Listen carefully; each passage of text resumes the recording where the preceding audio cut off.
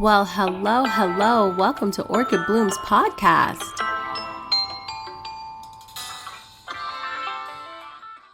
Welcome back, bloomers. I am your host, Orchid Brown with Orchid Bloom's podcast. You can find me on TikTok, X, and Blue Skies at Orchid I Brown. Don't forget to follow our business social media pages at Orchid Bloom's YouTube channel, the Ambitious Obsession Network on Facebook, the Ambitious Ops on Twitter, the Ambitious Net on Instagram. I wanted to also take this opportunity to thank you for your donations on Donatetree/Orchid Blooms. I appreciate your support. This week's podcast episode is on education with a strategy. Education is one of the biggest financial and life decisions someone can make. Yet many students choose programs based on passion, peer influence, or assumptions without researching the realities of the workforce. Parents shouldn't make the decisions for their children. Students shouldn't make the decision alone. It should be a partnership built on research, planning, and honest conversation. Dreams deserve planning. We all need to make thoughtful decisions before life makes them for us. I am not here to tell you what to study. That is not the purpose of this podcast episode. I'm encouraging you to understand why you're studying it and what opportunities it creates. Education should answer 3 questions. What do I enjoy? What opportunities will this create? How will I build a career after graduation? Here are some questions that I would like you to ask yourself. Who helped you choose your career, or who is helping you choose your career? Did anyone explain how the job market actually works? Number 3, did someone tell you to follow your dreams without telling you how? Number 4, how many people graduate every year believing a degree automatically guaranteed employment? Answer these questions and provide your answer. Now, what prompted this episode was a conversation I had with a friend who has kids considering college or university. I had asked her, what did your child choose to study? She told me, and I was apprehensive. The reason for that was feeling as though there was no thought behind the decision. I asked about the thought process. She wasn't really sure. I asked how saturated was that industry. She said she didn't know. I asked how many jobs are available within the community. Is your child willing to travel for a position after graduation? Can they survive being away from the support they have currently? Do they cook? Do they do laundry at home? Have they worked a part-time job to learn how to manage money? I was very specific for a reason, which I will get into later. That conversation reminded me of how much parents genuinely want the best for their children, but don't realize how much research goes into helping someone choose the right educational path. College and university aren't just expenses, they're an investment. Investments require research on tuition, student loans, years invested, opportunity costs, delaying full-time income, co-op opportunities. And as I mentioned earlier in this podcast episode, the job market. All of this needs to be researched. If you were investing $40,000 to $80,000 into a business, wouldn't you research it first? Education deserves the same attention. When we ask children what they want to be, we're asking someone with very little life experience to make one of the biggest financial decisions of their lives. That's a lot of responsibility for a 17 or 18-year-old. They shouldn't carry that responsibility alone. We also need to understand that passion alone isn't a career plan. My mom once told my younger brother that art wasn't a career. At the time, it sounded harsh, but what she was really trying to say was that talent alone doesn't pay the bills. Drawing is valuable, music is valuable, photography is valuable, writing is valuable, but what business model supports it? How will income be guaranteed? Is freelancing enough? Is another skill needed alongside it? So many questions, so many answers that needs to be answered. The lesson isn't don't study art. The lesson is studying art with a strategy. As parents, your job isn't to replace your child's dream with your own. Your job is to help them build a bridge between that dream and reality. Both of you are on the same team. One has the dream, the other has life experience. Together, you have a much better chance of making good decisions. When it came to making decision for myself, and I'm looking back now, I didn't really have any help. Yeah. I went to school, I did all my courses, did all my testing, whatever I needed to do. And around the last year, I went to the counselor's office because I heard about it with somebody, or someone had mentioned that they had went to the counselor's office. And I went over and I said, hey, I'm going to need to start looking into school, but I'm not really sure what I'm good at. And I wasn't really sure what direction I should go in. And so they sat me down in the counselor's office and they put me in front of a computer, and I started doing some talent tests and, selecting and answering questions. And ultimately at the end of it, it kind of told me what I would be good at, and it gave me a direction. I can't remember what those choices were at the time. I wish I can remember. I just remember the process. And so I looked at the list and I thought, okay, is there anything on here that can be useful right now? But I didn't really go to my mom or sit down and speak to her about it. I did speak to the counselor. The counselor wasn't really able to give me much because, again, the counselor doesn't really know me. It's not as though the counselor and I have been working since we started high school, going back and forth, talking, looking over, the courses, my GPA and all of those things, and how well I do in certain courses, to be able to kind of tell me the right direction.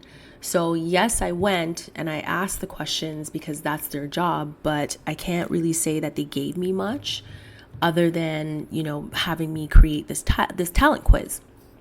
And so when I went home, I didn't bother speaking to my mom about it. So I really had to make decisions based on my own experiences.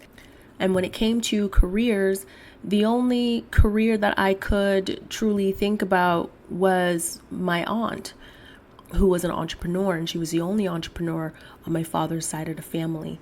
And when I look at my mother's side of the family, I didn't really want to be a teacher like my other aunt, and I definitely didn't want to be anything else. My mother, she went to fashion school, and so I was definitely looking into fashion designing. But again, as my mom said, can it pay the bills? So I never saw fashion designing as a career because, again, to be a fashion designer, it takes years. You don't just go to school and study and get out and then you automatically have a career. It takes years. You have, listened to interviews with actual designers, people who come from nothing, and people who did, have a backing, or they had a previous career before they went into fashion designing. And of course, the people who had a career before they went into fashion designing had enough popularity, had enough money to be able to launch. And then there's the ones that had nothing and had to rely on sponsors and investors, or people that, invested in what they were doing, to be able to get to the level where they would be able to be recognized and be able to start funding their lifestyle, right? So I had to look at both of these scenarios and just kind of decide, I kind of need to make money now. I really did not have the option to go into a lifestyle of struggling for art. We can even use the examples of artists back in the day, years and years ago, where you see their art now in museums. When they were creating this art, people weren't paying for it, right? They were struggling. They were living in their studio apartment, maybe eating one meal a day, not being able to afford clothes, and they struggled for their art. And the only time their art got recognized was after their death. That's when it became valuable. it sucks, but that's reality. So entrepreneurship was more feasible because it kind of connected to who I was as a person. I'm the type of person that likes to do things with my hands. It makes me feel more productive when I produce something or I attain something and I sell it or move it on. So that makes a little bit more sense to me. And of course, that could also be because I've observed my aunt doing this.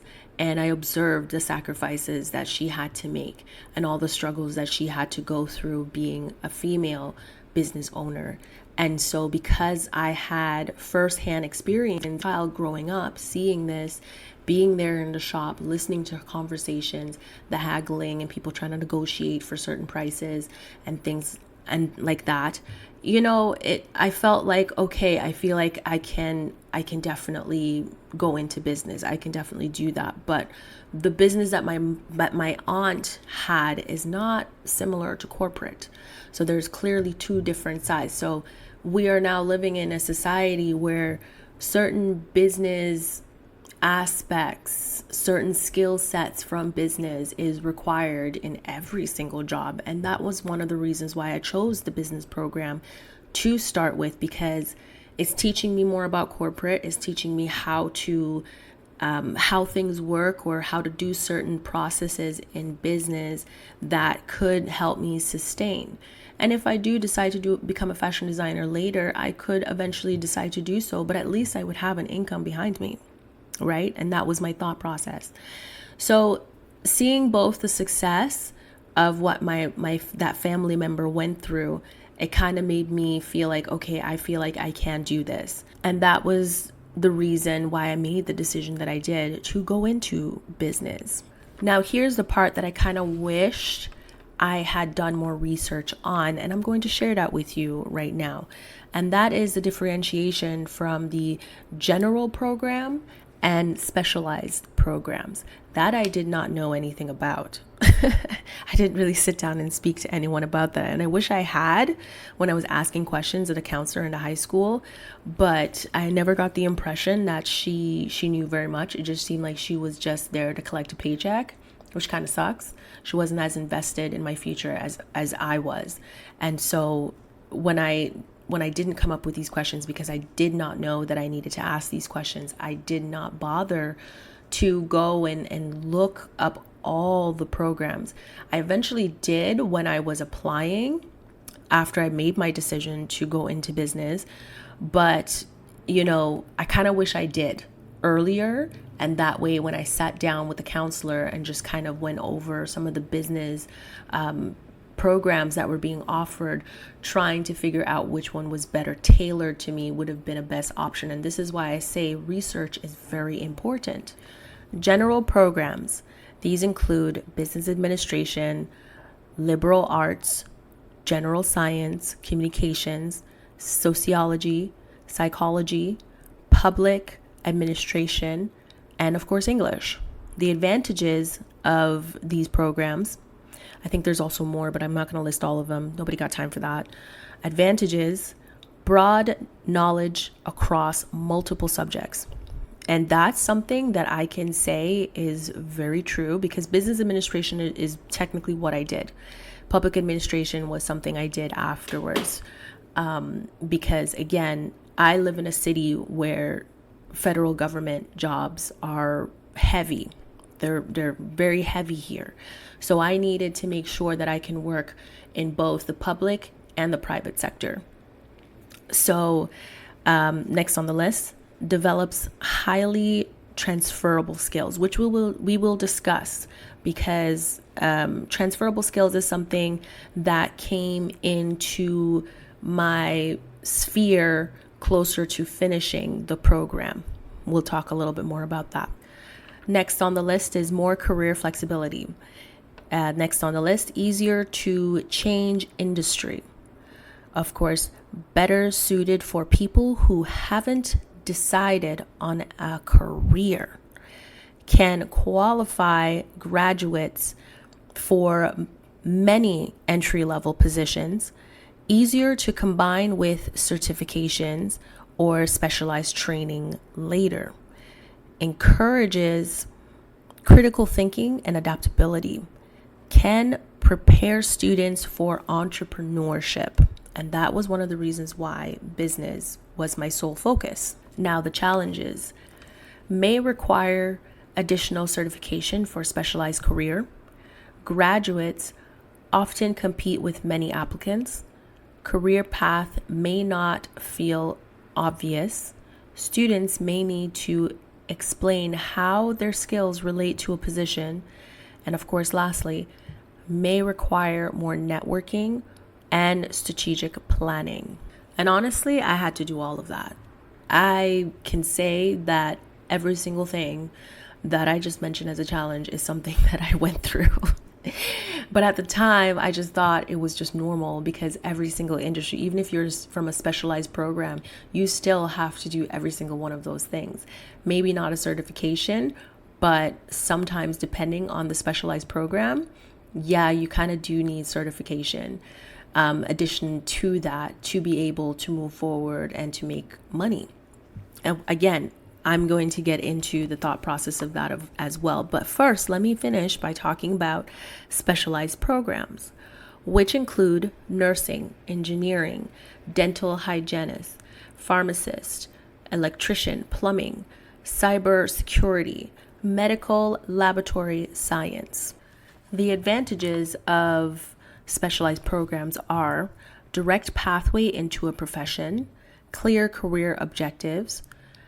Employers know exactly what training graduates receive, often includes practical training. Again, that's like co-op as an example, or clinical. Many programs include co-op placements or apprenticeship.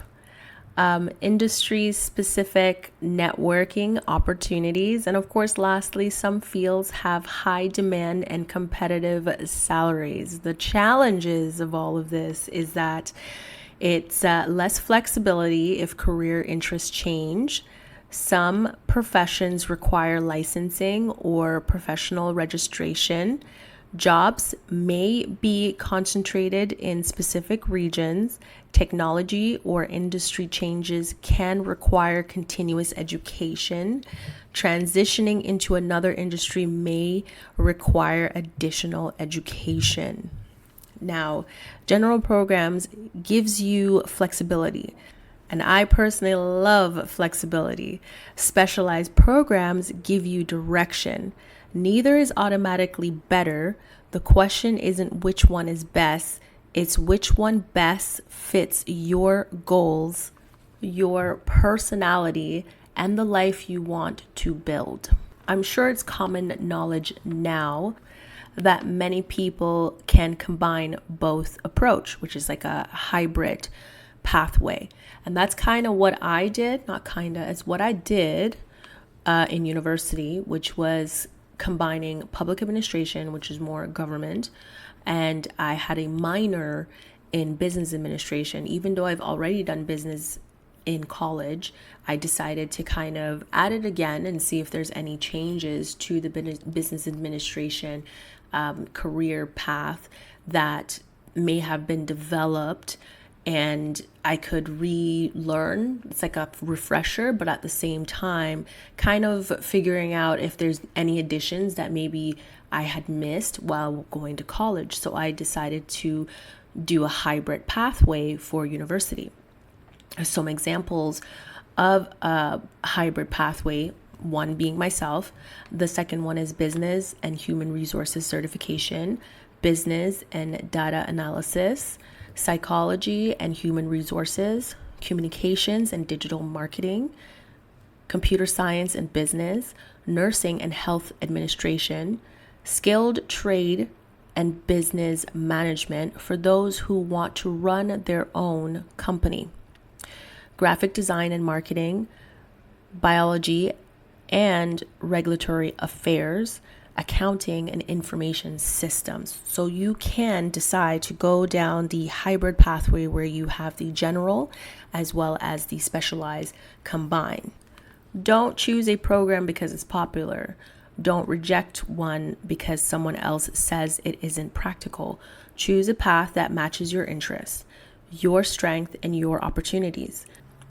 Education with a strategy means understanding not only what you're studying, but also where that education can take you and how you'll continue growing once you get there. If there is no co-op being offered, this is where you and your teachers or your parents can talk about alternatives with you. Then there's also volunteering, part-time jobs, summer employment, networking, professional association, job shadowing, projects, portfolio, certification. Please understand, when I took the public administration and plus business administration, please understand that it did not offer co-op, but I was okay with that. And one of the reasons why I was okay with that is because I had a part-time job starting from the age of 15. I was working throughout high school. And when I left high school, I was still working. And I went from fast food to retail. And once I finished college, I jumped into, a full-time corporate kind of job. And I learned a lot from that job. With that job, I was able to learn about sales, which is something that I didn't learn in school. So I had built my experience through working part-time jobs and also summer employment as well.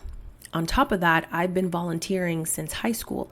And even while in college, I was still volunteering. After college, I was still volunteering. When I entered university, I was still volunteering. So I had a lot of actual practical experience where the co-op was not necessary for me. And I was so used to networking because I'm in customer service and I go out a lot, and you meet professional people just randomly and you just ask them, oh, what do you do? Again, that's networking right there. Sometimes you don't actually need to be in like a whole building full of industry professionals. I find I went to one or two and I just found a lot of people were snobby. They turned their nose up. They were like, oh, who are you? You're not that important. I didn't have time for that. Like going out, regular places, a lounge, hanging out at someone's birthday party. You start meeting new people through them. You start asking them what they do. They tell you what they do and you network. You network right there. So networking is a skill. It is a skill. But with business and public administration, I didn't need portfolios, and I also couldn't really use projects or anything like that. So some of the things that I list may not really work for you depending on what program, but if you're going to graphic designing, portfolios are very good, projects are very good. And you kind of have to really do the research about your programs and how you can market yourself after you've graduated. And thankfully, I didn't really have to because I had some work experience and I had transferable skills. Employers value experience. Students shouldn't wait until graduation to start building that. A degree doesn't lock you into one career. Career evolves. People change. Industry change. Transferable skills matter. Learning never stops. Your first degree isn't your last lesson. Now, as I mentioned, I only learned about transferable skills after completing my business program the first time. Understanding the importance of transferable skills helped me get many different jobs, as well as acquiring many other new skills. As I mentioned, I used my business program to get me into a full-time job.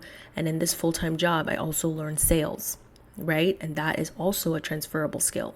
So that is something to take note of.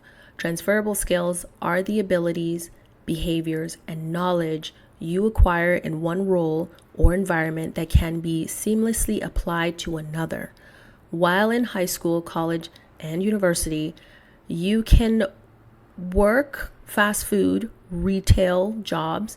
So after graduation, you will need to explain your transferable skills, which are communication, teamwork, interpersonal skills, time management, adaptability, problem solving, leadership, etc. Of course, if you're working in fast food and retail store and you get promoted to team lead or assistant manager, like that looks great on your resume. It means that you did the work and you were rewarded. These are the transferable skills that can be used in interviews to pivot into a new field, a field that aligns with your career path, leads you to your dream. One of the questions that I asked my friend was, does your child or children have any work experience? Do they have a job currently? What does graduates do when they have zero work experience? And I had to ask her this because in the time that I've known her, I don't recall her ever sharing that her kids had any jobs during high school. But I recall when her and I went to high school, we both had jobs. So it's weird, when you see your friend who had to kind of work while in high school with you, not at the same job, but we both had part-time jobs, now have kids of their own, and their kids don't have a job. It was funny. It was very funny. Now I have to talk about those parents who have their children working in their family business, and that is great.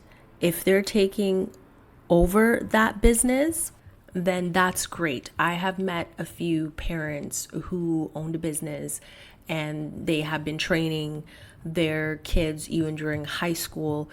After school, they would get home, they would eat something, they'd drop their bags off, they'd get into the car and they would go and they'll work on their side business or their parents' business. And so to me, I find that commendable. I do. But if that is not the case, if the child had made the decision that they don't want to take over the business, then having work experience outside of your business could be beneficial, especially if your child wants a career outside of your business and not to take over your business. No, I keep repeating that, but I keep saying your business. It's your business. But at the same time, if they are working in your family business and they would like to use that experience to go out into the real world and start a different career, it's still real work. It's still real work. In an interview for a position, you would point out that working in your family business exposed you to parts of a business that no one else has seen. You can point out all the transferable skills you learned by working in your family business. It is still a great selling point. Exposure changes possibilities, and this is something that we need to remind ourselves of. Transferable skills exist in nearly every industry. When students work fast food, they're gaining customer service, communication, teamwork, time management, multitasking, work under pressure, adaptability, problem solving, conflict resolution, cash handling, attention to detail, following procedures, etc.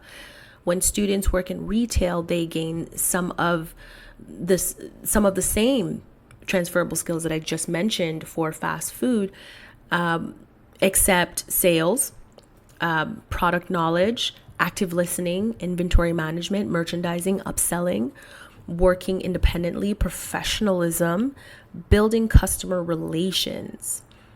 And students who work for a family business, the skill sets are as such the same as you would get from fast food and retail, but you would also have scheduling, bookkeeping, marketing, social media management, purchasing supplies, negotiation, and entrepreneurship. Again, that's a skill, business operations, etc. There's so much more, but I'm just mentioning just a few. So you have to do your research before going into interviews and then explaining how working for your family business or working in retail or fast food is going to better equip you for the position, right?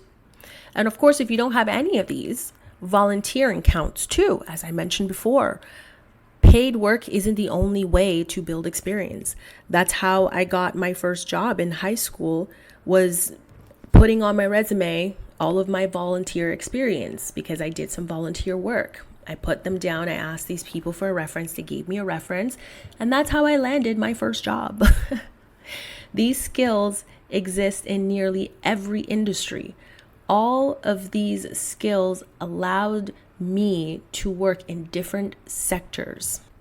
Organizations all need people who can organize, communicate, problem solve, and manage operations.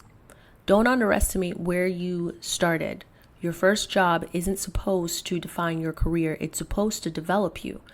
Whether you're serving burgers, folding clothes in a retail store, helping your parents at their business, or volunteering in your community, you're learning skills that employers value. The important question isn't where did you work? It's what did you learn there? Children cannot dream beyond what they've seen.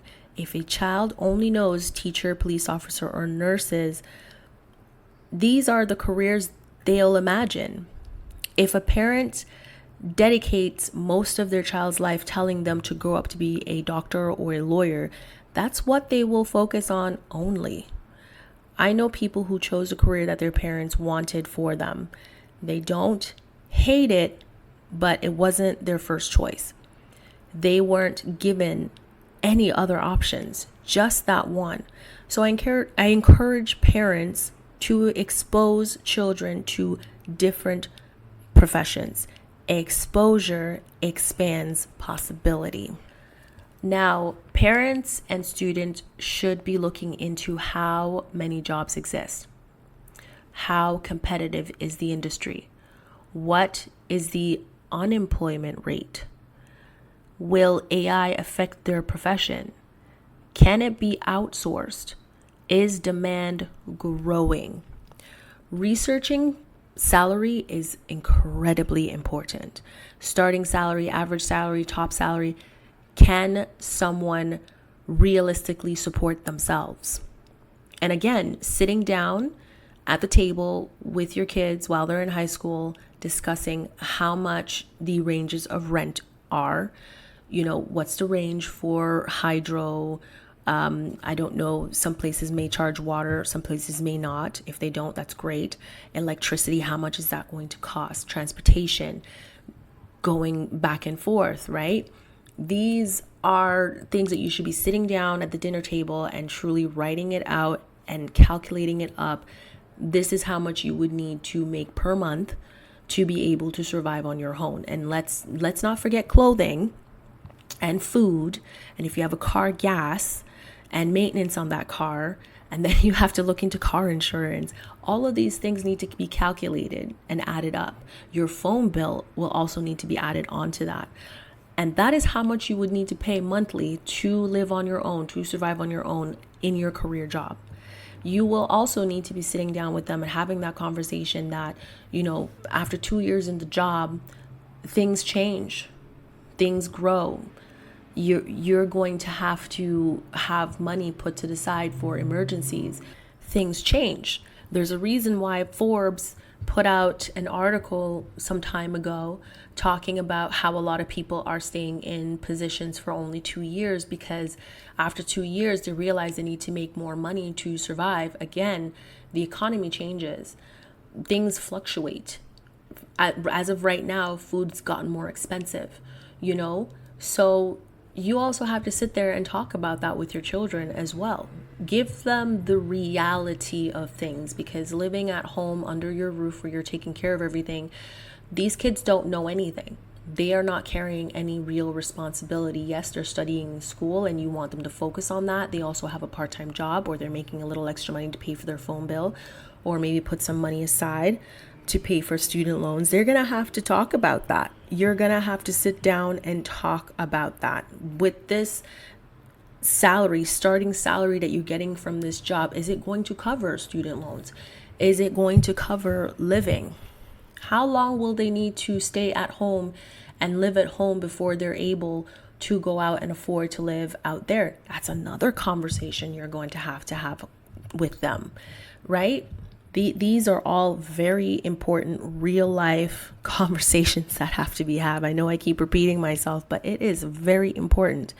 I know too many people who left home once they finished school because they were ready to start their lives and ended up moving back home. And then there are people who, left home and like kicked their asses for years, and in their mid 30s, sometimes 40s, they're having to move back into their parents' basement. Shit happens. And if we had the conversation with these kids earlier on and really discuss how budgeting, how real life examples and real life BS is going to kick their asses, you would have put them in a situation where mentally, when they go into a job and the job says, well, this is what we're offering, they can look at it and say, you know what, that's not even the cost of living, so I can't even accept this job, right?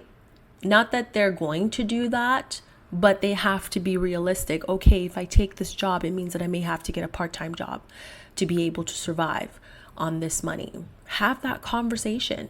The last thing I wanted to touch on for this podcast episode, and this is kind of a conversation that I had with my friend, and parents and students need to take this into consideration, which is personality. A lot of parents see the best in their children. Some feel if they tell their kids who they are, then that's what they'll be. Doesn't work like that. That is not reality. So let's ask some questions. Ask yourself and then ask your children.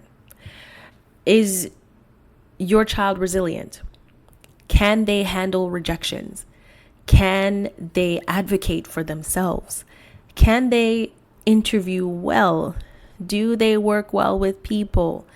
Do they perform under pressure? Can they solve problems? Can they recover after failure? A degree alone cannot answer these questions. I personally felt bad talking to my friend about those questions. I didn't ask them all, but I asked maybe one or two. And I can tell that, she was a bit overwhelmed. But I've met her kids, and it's easy for me from the outside to be able to see what they can handle, what they may be able to manage, and so on and so on. But when you're a parent and you're looking at your child, you don't see any flaws. You don't see anything wrong. You don't see that maybe they're not where they need to be able to become fully successful at whatever they're doing. You won't see that. But from an outside party, like myself, I could see that. So when I asked the question, I found that she got a bit frustrated. Not frustrated where she was angry. It was just that it was just too much for her to think of in that moment. It was too much for her to process in that moment. And I just feel like most parents these days need to take a step back, look at their children, and be honest with yourselves. And sit down and have this conversation with your children. You should be able to tell when your kid is lying to you because they feel that you need to hear this answer. You won't be disappointed in them if they say, yes, I can do this and I can handle that, when they know they can't, but they don't want to disappoint you. You have to be realistic for them. And after you ask your kids these questions that I just provided you with, you're then going to have to end it by saying, only you know whether you enjoy working with people, whether you thrive under pressure, or whether you prefer structure over unpredictability. These things matter when choosing a career. So when your child comes to you, letting you know what they want to take as a program, what career decisions they want to do, please ask the question, have you researched this career beyond social media? Have you spoken to someone who actually does this work every day? It is important that they have that conversation with somebody from that career. And one of the reasons why I'm pushing this is because years ago, there was a girl in my family that was considering being a lawyer. And when she told me that, she was really excited. She was telling me that, her father was the one who had encouraged her to be a lawyer. When I say encourage, I meant that loosely. It was more, you better be a lawyer. So when she told me this, I kind of looked at her and I went, okay. In my mind, you know, as the audience, you know what I'm thinking. So I said, all right, I'm gonna introduce you to a friend who is going to law school currently and is currently in the thick of it. And it's your job to come up with some questions, and you're going to sit down and I'll be there at the table with you, and you're going to ask this girl questions while she's in law school. And she was like, oh, okay. And she was super excited. We finally sat down, we got there, and the girl was sitting there. She was prepared. She was ready to answer all the questions. And the girl just froze. She just stood there smiling at her, staring at her, I guess, waiting for her to tell her what she needs to know without asking any questions. And so I had to prompt her, like, oh, ask your first question. And she just stood there and she was like, she did not come prepared. She just wanted to sit there and hang out and talk to someone who was actually doing it. So then my friend started feeling uncomfortable. So she just started shooting things out, like things that she had to kind of consider before going to law school and the process that she went through. And the more she talked, the more, the girl's eyes kept getting bigger and bigger and bigger. And I guess she didn't realize that going into this profession may actually require her to do some work. And as I sat there, I said, all right, well, I think this meeting is over. Thank you so much for meeting with her and, giving her the information that she needs. And my friend just looked at me and go, oh yeah. So I dropped her home, and then I called my friend and I was like, I am so sorry. She says, no worries. I think she got the gist of what it's going to require just to even get into law school for her to become a lawyer. And I said, yeah, I have a feeling after today, she won't be bringing that up again. I will not be hearing, I'm going to be a lawyer ever again. She's like, I have a feeling as well. And yeah, so when students meet with someone from that career and they come prepared and they ask questions and they actually write things down and they're taking notes, they're serious. But if you put a child in front of someone who is currently going through it or in that profession and they have no questions to ask, they were not serious. And guess what? After that day, I've never heard her mention that she wanted to be a lawyer again. So that concludes this podcast episode. I hope going forward as a parent, as a student, that you will embark on this journey and understand that it is an investment. So you are going to have to invest your time and your energy, and you're going to have to do the research. Thank you for joining me today on the Orchid Blooms podcast. Your support is appreciated. Take this time to subscribe, follow, rate, and leave a review on the podcast platform of your choice. Our social media pages are Orchid Blooms YouTube channel, The Ambitious Obsession Network on Facebook, at The Ambitious Obs on Twitter, at The Ambitious Net on Instagram. If this episode resonated with you, share it with someone who needs to hear it. Until next time, keep blooming. Thank you for donating, and I hope you have a splendid day.